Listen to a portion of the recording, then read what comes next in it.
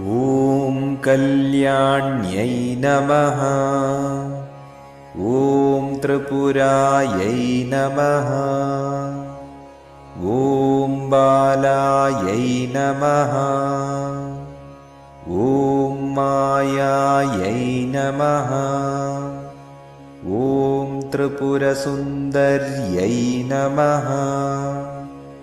ॐ सुन्दर्यै नमः।